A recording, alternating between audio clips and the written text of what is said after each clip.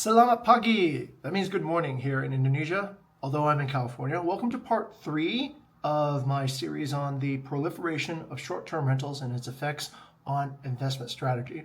Today, let's go a little bit deeper about plans of how we can alleviate the situation that we're facing in the Bali property market right now.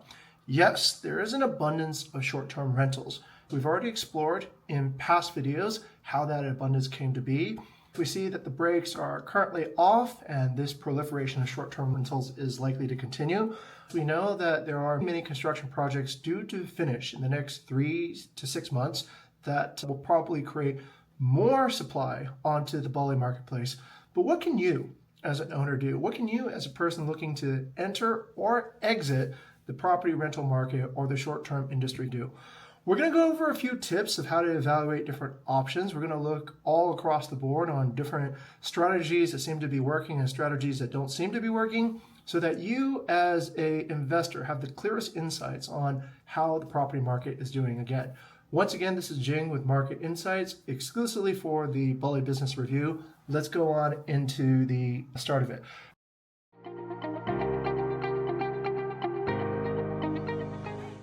Which probably indicates to me that there is no international flights to Lombok. By the way, I need to shout out to the commentator on this video. I was incorrect, so I'm correcting my own mistake before it goes viral that I don't know what I'm talking about. So there is actually up to 3 international flights that go to Lombok coming from KL and Singapore. Wait, let me just double check that to make sure I know what I'm talking about again. Okay, so if we look at FlightsAware, I'll show you how we actually track that and make sure that we have the right stuff. So we go to the Lombok International Airport over here, okay? Lombok International Airport, and what I forgot to do was this. I forgot to zoom in and check the tab for international. As you can see here, there's 2 tabs, one for domestic flights to Lombok. Okay, that's this one over here. And then another one for international. I didn't detect that last time, so now with this correction, it's been corrected. So there is 1, 2, 3, 4 flights coming into Lombok, one from Malindo, AirAsia, Tiger Air, and AirAsia again. And they are, of course, coming from KL and Singapore. So there are some direct flights. But the critical thing to realize is this, that even though KL and Singapore are, once again, major international destinations, this is probably still a transfer on its way to Lombok. So you're not getting those direct flights, let's say from Tokyo or major cities, but this is actually okay then. Now, having had this information, I'll revise my particular assessment. This is probably how most people connect to Bali too as well. So people will connect to Bali through intermediary stops like Singapore or KL. So a good sign for Lombok, okay? So 4 flights coming into Lombok International. The capacity of each of these flights, I'm guessing, let's go ahead and take a look, yeah? Let's see what kind of capacity is on each particular flight.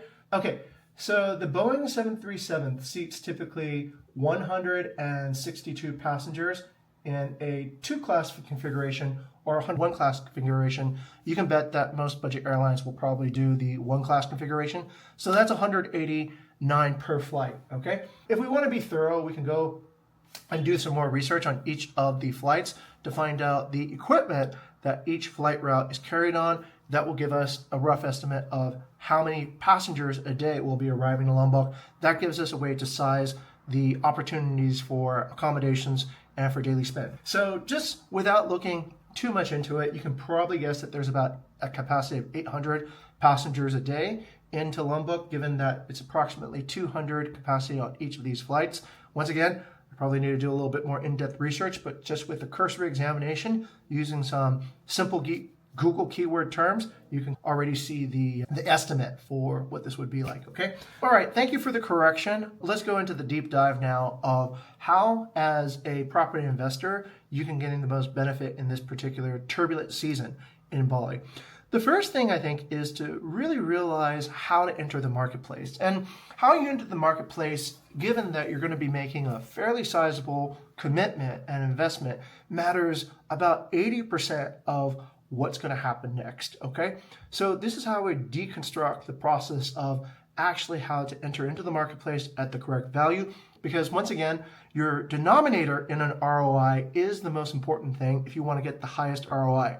If you want to get the highest return on investment, then you need to make sure that when you come into the market, you get the best and fairest and lowest price possible. Otherwise, you'll never be able to get your stated return on investment. So that's the key. All right, so if you're looking to get the strongest, best return on investment and enter the market with the best price, what are some tips that you can go through to identify what are opportunities? The first thing you should do is you should qualify your source of information. Now, what do I mean by this? So many people, when they make an investment decision, they become lazy. I understand, I live in Bali, it's hot weather and you're in a holiday mode, but you shouldn't be lazy if you want to essentially be not panicking and not being anxious when you go back home. You should do a little bit of research and qualify your sources of information. Here's how you qualify a source of information and do a little introspection yourself. Do you trust somebody who has a conflict of interest to your financial gain? Now, what do I mean by that?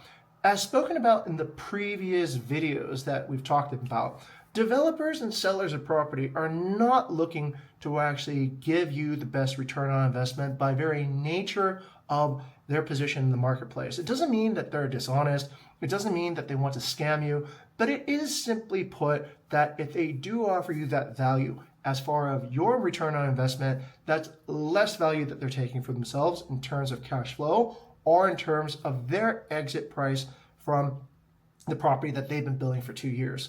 Now, you just need to understand a little bit deeper about the psychology of a developer.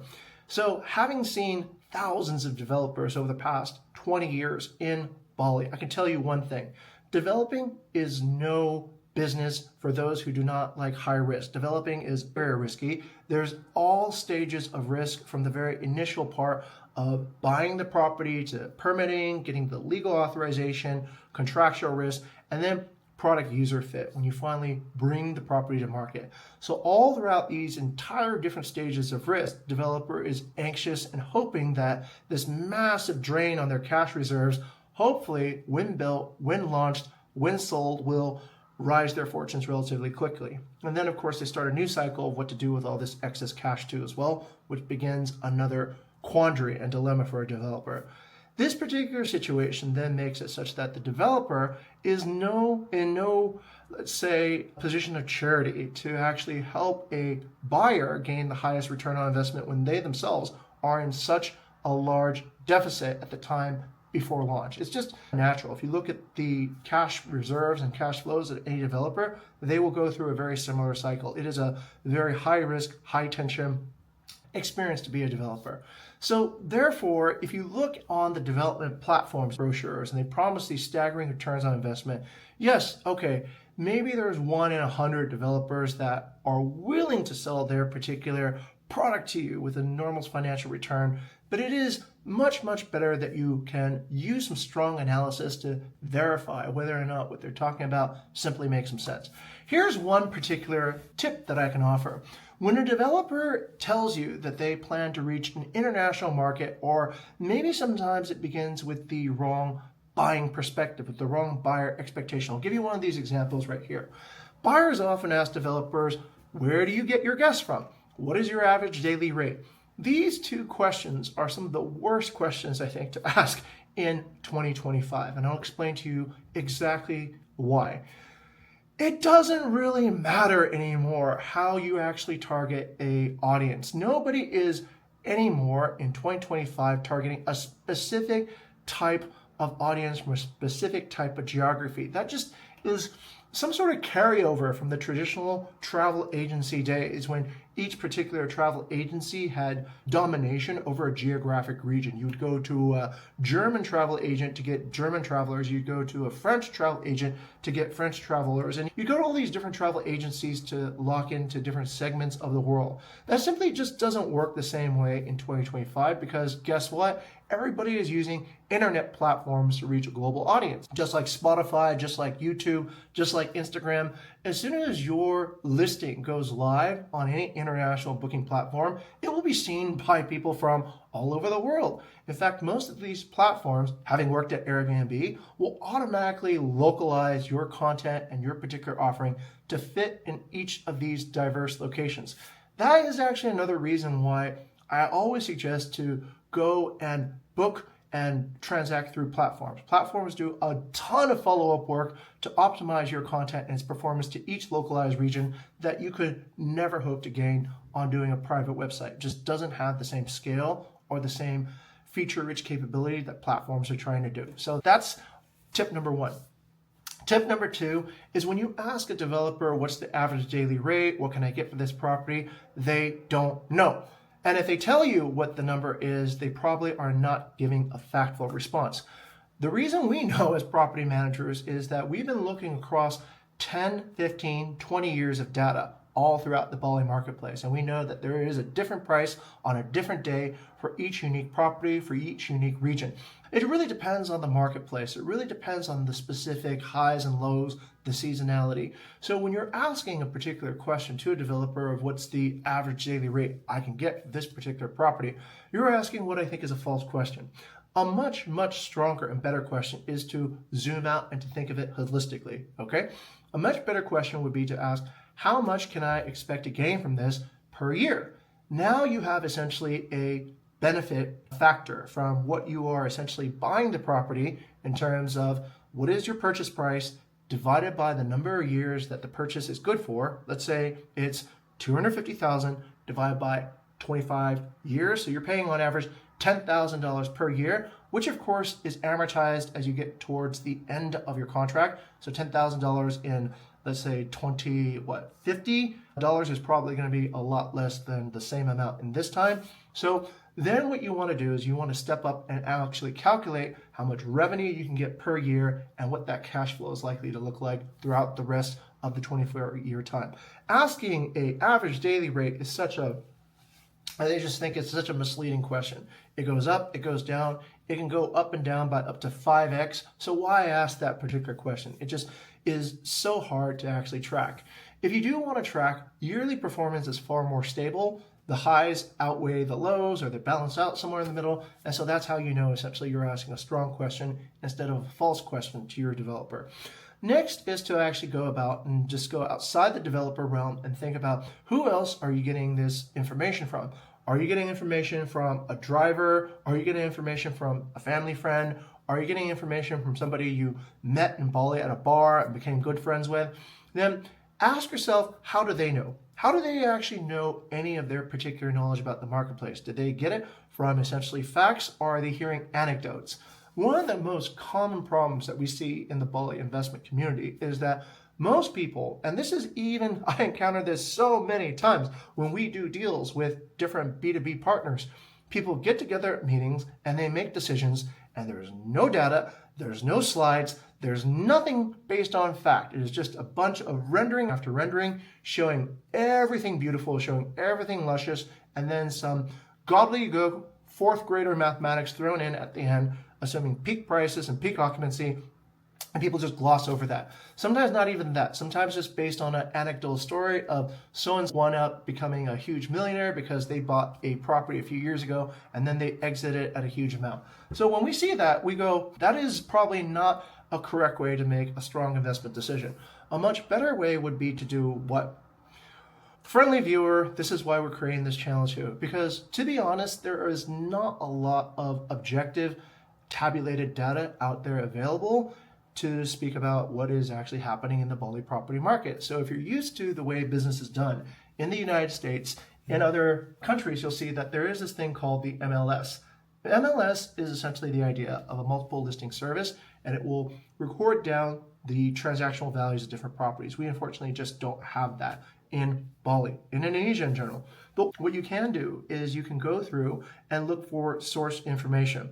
Source information, I swear to God, will save you so much time, will save you so much headache, rather than getting essentially an interpretation of another interpretation. What do I mean by this? When you hear news about the government, when you hear news that, oh, the government is planning to do this, or the government is planning to do that. So what you can simply do is you can probably just do this on ChatGPT. You can ask ChatGPT to do some research for you and find you source articles on what the government is actually planning to do instead of listening to hearsay or whatever's trending on social media. Because as we know on social media, sometimes the false information trends faster because it's more sensational, because it's more ad catchy, because somebody's learned how to tune the algorithm better. So what you can do to essentially reduce your risk of falling for the wrong type of anecdotal information is to go check on chat, ask ChatGPT about the particular source of this particular news, and trust what the government writes. Don't trust what the media or everybody else writes. The government always releases press releases. You can find these press releases online. They're going to be written in Bahasa Indonesia. But hey, look, all you have to do is do a screen share, put it in Google Translate, and you can read it for yourself direct from the source of what is actually happening in the local politics, so that you have a much, much tighter sense of straight from the government's mouth of what's going on. Now, one of the other red flags that I've seen is this idea of buffering. What is a buffer? A buffer is somebody who you talk to that essentially is controlling the access to source information from you. This buffer can sometimes be a notary. This buffer can sometimes be the person you're transacting with. So what they will do is they might or might not even have access to source information, but they will interpret the source information in a guided way such that you will get essentially the picture that they are trying to paint for you. So once again, it's this concept of don't ask the barber if you need a haircut. If you do need a haircut, then you should be your own decider whether or not that makes good sense. Okay, follow these tips and I think you'll find it far more easier to actually get to the source information. I'll give a demo, in fact, and you can see how this works, okay? So what I'd like to do is I'm just going to open ChatGPT over here, and I'll start with a fresh screen, and I'll record it so you guys can take a look and see what I'm doing here. All right, so if I go to ChatGPT and I want to, let's say, go historically and find out what is essentially the truth about moratoriums, right? So we've heard about the moratorium in Bali. We've heard about how the government is putting a limit on the number of hotels and villas that can be built. Let's go try to find out what the truth is to that, right? So let's take a look. What is the source information about the moratorium to hospitality construction in Bali? And could you help me find the official government source? Okay. Okay. All right. So we're letting ChatGPT do the research for us, and it's going to, okay, here we go. We find that there are some articles on Hotel Investment Today, BaliExpat.com, and some other sources. We're not interested in these particular sources that are, let's say, news and media. We want to go right to the source. There's Skiff, Global Construction Review, Bali Expat, okay, Jakarta Post. Okay, so these are all major websites and news. But let's go even deeper, right? Let's go and see if we can find a government source, okay? Is there a government website that speaks more authoritatively about this in Indonesian? Because remember, Indonesians do not publish official documents in English. Why would they? It makes no sense. So let's see what we can find. Okay, all right, so we're finding some, okay. Unfortunately, ChatGPT thought I meant to actually give the result in Indonesian, but what I actually meant was to, okay, here we go. Okay, now we're finding it. We're finding essentially the official sources from the government. You see, these are go.id, those are official government sources. Disparta, official government sources. Okay, good. So what we're gonna do is this, right? Because we can't read Indonesian, I think, for the majority of our audience. Or actually, I don't know. Maybe the majority of our audience can't read Bahasa Indonesia. But let's say we'll assume, since I'm speaking English, that you expect this to be in English. So now I'm going to say, now translate this to English, and can you help me to translate those websites' titles into English as well, okay? So this is all pretty easy. It doesn't take a lot of effort. It's just a little bit of ChatGPT work, and within 3 prompts, I think you can get to the source. Okay, good. Now what we're getting is ChatGPT is doing the hard work and then going through and essentially writing these articles so that we can read it, okay? Now, once again, I encourage everybody to just do a little bit of this research firsthand so that, once again, you could independently verify what the government is actually doing. Many times you'll find that the actual government record is quite mild, but then it gets sensationalized. It gets essentially sparked as fear and whatnot online. So that isn't very good, okay? So just go to the original articles written in Indonesian and ask ChatGPT to summarize it for you. And you can even ask it questions now that it has. You can ask it questions about, let's say, Now, here's a good example. Here, I love doing this because this is such a good example. Now, you see the difference between an actual real government website and splashy media. The government, for lack of a better word, does not produce really search engine optimized content, okay? But it is official content. It is coming from the go.id, which means it's the government of Indonesia, and they write the content in one massive text wall, which of course very few people are really going to read because it's kind of difficult. Sorry, most governments, as you know, probably don't change very quickly. So in this age of 2025, they're still putting things in a traditional way, but this is high quality source information that you can use to, once again, make good decisions on. Okay, so we've gone through this particular tip, right? Don't trust anecdotal evidence, or if you do hear anecdotal evidence, just go through ChatGPT, ask for the sources, don't compromise and look at media sources, go down to the actual government press releases. Those are about as close to reality as you can get. And by the way, that's where the press usually gets their information from too. So why have somebody else interpret and be your buffer? Just be your own, make your own independent decisions, okay? All right, so all of these particular facts then go back into how to make a strong investment decision. If you can use these tools to analyze and qualify and red flag any potential misinformation that you're hearing, then you already are in the top 1 to 5% of all the property investors in Bali. Your best bet now is to look for somebody who isn't so savvy, who is watching the wrong YouTube channels with models and fancy studios and thinking that buying a property is all about buying a handbag or a Ferrari. And you can make a smarter, more data-driven investment decision by using some of these particular tips that I'm teaching and hopefully sharing with the world right now. Why do I do this? What's in it for me? My business is in property management, and we always get left over with having to raise the, let's say, the stepchildren of developers and property owners that have essentially entered into a bad agreement. When an owner comes to my company having essentially overpaid for a property that is probably a multiple over the fair market value, and they expect a 15 and 20% return on investment because the developer has failed to do that, I'm stuck with the situation of saying there's only so much we can do to actually get you the revenue, but you've entered the market at the wrong price. So I really don't have any incentive to see anybody enter the market at a high market value. I have every incentive to actually see that people enter in a lower market value. That way we can get a high return on investment for that particular investor. If you have entered into the market at a particular high value, then you're probably experiencing some distress right now.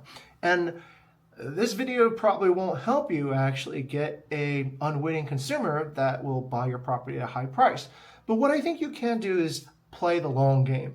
If you have entered the market in, let's say, a multiple above, do you realize you have 20 to 25 years to actually think about a particular strategy for your property now as a business and not as a frivolous purchase that you bought because you were happy one day and you wanted something to, a show horse property, so to speak, right?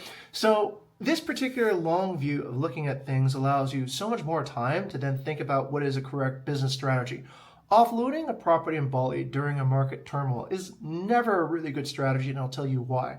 It's because if you go and look at the property sale markets, which I'll show you right now, there are tons of people who are currently looking to actually offload their properties. Rumah123 is perhaps the largest website right now for people looking to get rid of a Bali property. It's one of the largest websites in Indonesia for property sales.